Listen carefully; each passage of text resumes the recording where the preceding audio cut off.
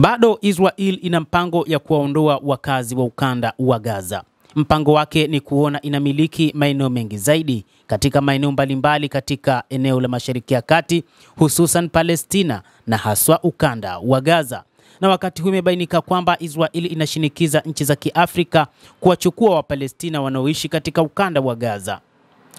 Utawala wa Israel umeelekeza shirika lake la ujasusi la Mossad kutafuta nchi ambazo zitaafiki mpango wa kupokea idadi kubwa ya Wapalestina watakaohamishwa kwa nguvu kutoka katika ukanda wa Gaza. Hata hivyo, uhamishaji huu ulikuwa unafanywa kwa utaratibu, ambapo Marekani pamoja na Israel zilipanga mpango kabambe wa kuona wanaohamisha Wapalestina wanaoishi katika ukanda wa Gaza.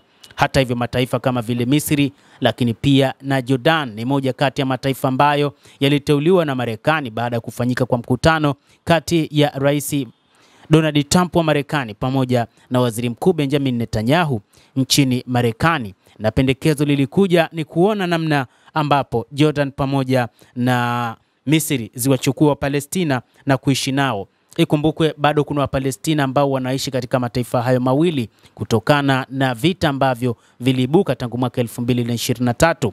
Lakini baada ya kuonekana kwa jaribio hili kushindwa, Marekani pamoja na Israel waliyatafuta mataifa yakiwemo ya Afrika ya Mashariki ili kuhakikisha raia wanaenda kuishi kutoka Palestina kuelekea Afrika. Na hata wakati huu maafisa wa Israel wanaifahamisha Axios kwamba Waziri Mkuu Benjamin Netanyahu pia anatafuta njia za kuwahamisha katika nchi zilizo umbali wa maelfu ya kilomita.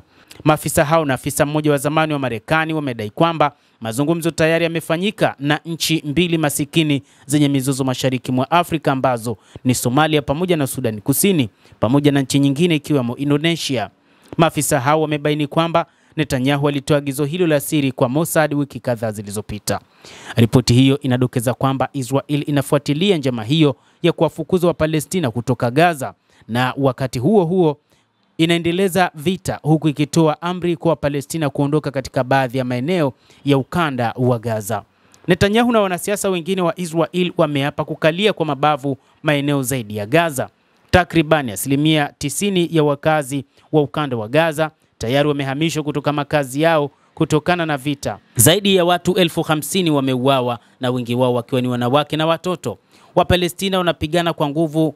Juhudi zozote za kuwaondoa katika ardhi yao ndio jadi licha ya masaibu wanayopitia.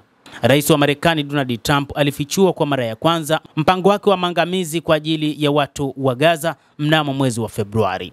Kulingana na mpango huo, wa Palestina ambao ni wenyeji wa asili wa Gaza watahamishwa kwa nguvu kwenda Jordan na Misri bila kujali ridhaa yao na serikali ya Jordan na Misri.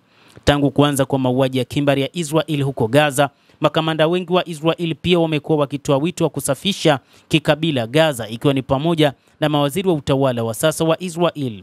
Mpango wa kusafisha kikabila Gaza umepingwa vikali na mashirika ya kutetea haki za binadamu na serikali kote duniani, ikiwa ni pamoja na hata baadhi ya mashirika ya Israel na pia nchi kama vile Ujerumani. Mtazamaji, endelea kutufuatilia na usisahau kulike, usisahau kucomment, kadhalika na kusubscribe channel yetu hii. Utakuwa ukipata habari hizi kwa mapana hapa The World News. Mimi ni Adam Hussein, endelea kuwa nasi wakati wote.